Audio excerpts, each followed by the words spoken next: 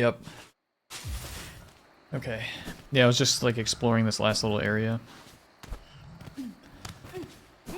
But it, like the game looks great, it plays great, the sound is awesome.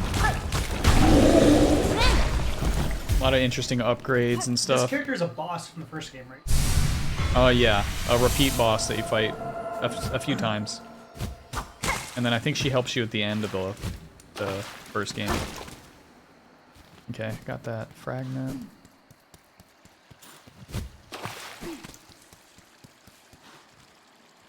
But yeah, this is not an easy game. There's been a couple parts that I've been raging. Not so much lately, now that I've kind of found some like upgrades and things that kind of fit my playstyle better. But also the default moveset is kind of annoying. You get like upgraded or different movesets later, and one of them is I prefer to the default. This place just goes on and on.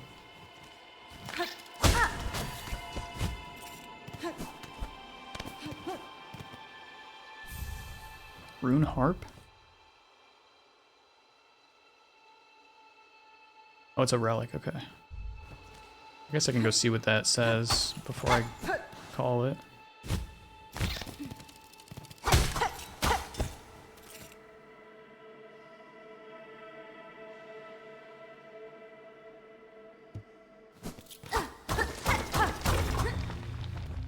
All kinds of little secrets.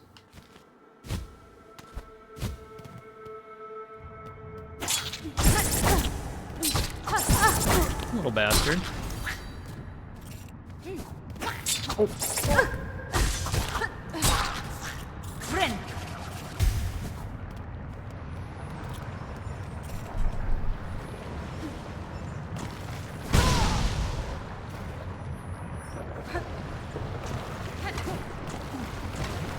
This looks annoying. Oh no.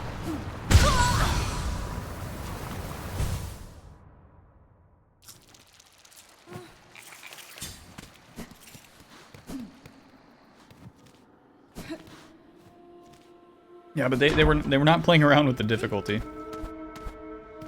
None of the platforming's been too crazy yet. I don't know if you knew it. Did you know of Path of Pain on Hollow Knight 1?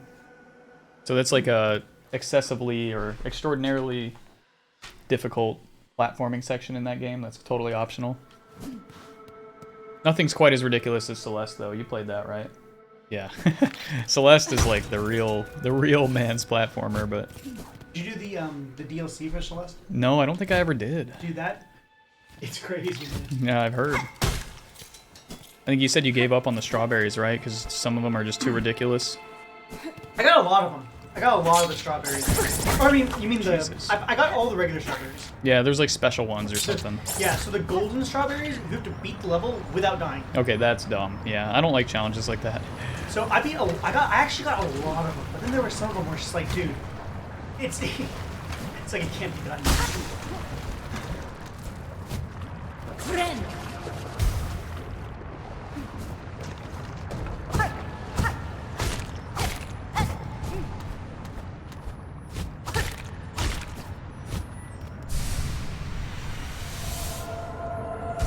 Yeah, the final, the DLC for Celeste is like,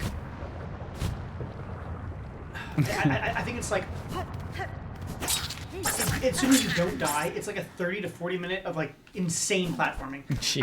I've seen I think two people have actually beaten it without dying in the world. I don't think I did the DLC. Didn't you say it's like on the moon or something? Yeah, it's called To the Moon. Yeah. I didn't do that.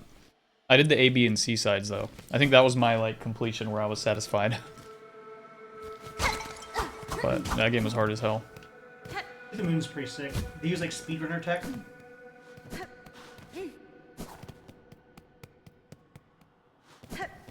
Another really hard game that's like super sick is Hades. Yeah, the only thing for some reason the enemy tells and stuff were not very readable for me in Hades, and I think that's what holds me back from playing it more. It felt just really hard to tell when enemies were like about to attack. There's only, like, luckily there's not like a ton of different enemies, so eventually Yeah. you get used to it. Yeah, I guess so, yeah. Okay, I think we're done here.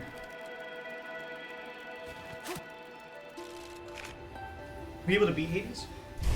No, I only played it for like an hour or two. No. Or maybe a little longer than that, but... It's really good. Yeah, I've heard, like, everybody loves it. The combat felt a little strange to me. So the problem, too, is the sword sucks ass. I tried different weapons. They start showing off on the sword. The sword can go fuck itself. Only two, like, the two weapons that I always grind are the spear and the bow. Yeah. I might have a better time trying those. Actually, the shield is also good if you get the... Because the one thing that's nice, too, is, like, you can get different aspects of each weapon. So, like, the playstyles might be very different depending on what you pick.